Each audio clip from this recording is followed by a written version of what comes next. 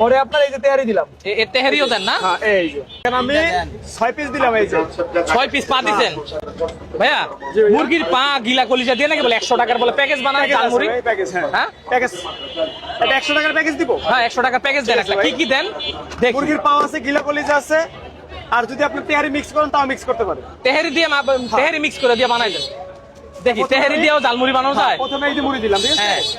এই পরে আপনার সালাদ দিলাম। এই হ্যাঁ। পরে আপনার এই যে তেহারি দিলাম। তেহারিও দেন না? হ্যাঁ এই যে পরে আপনার আলুর দম। আলুর দম জি। এখানে বাসা থেকে ম্যাশ করে নিয়ে আসেন? 50 কেজি আছে। 50 কেজি 50 কেজি আলু নিয়ে আসছেন? 50 কেজি আলু এখানে।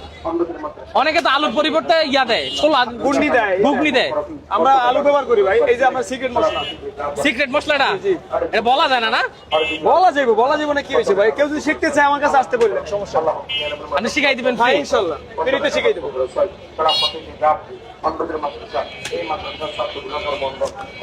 ওই মুরগির পা গিলা কলিজা তো দেন নাই?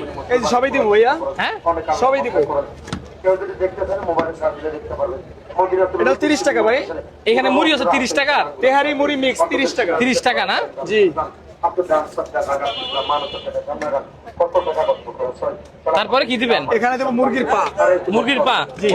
মুরগির পায়ের কালার তো ভাই অস্থির। হ্যাঁ ভাই ইনশাআল্লাহ। এই যে ভাই আমাদের এখানে 3 পিস পা হলো 20 টাকা, বুঝছেন? 3 পিস পা নাকি? এখানে আমি 6 পিস দিলাম। এই যে 6 পিস পা দিছেন। আর সাথে 30 70 70। তারপরে আর এখানে আপনার 2টা গিলা দিব। এই যে 2টা গিলা হ্যাঁ আর একটা কলিজা। কলিজা।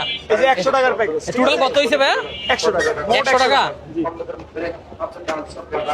টোটাল 100 এবার টাকা। আপনাকে মুড়ি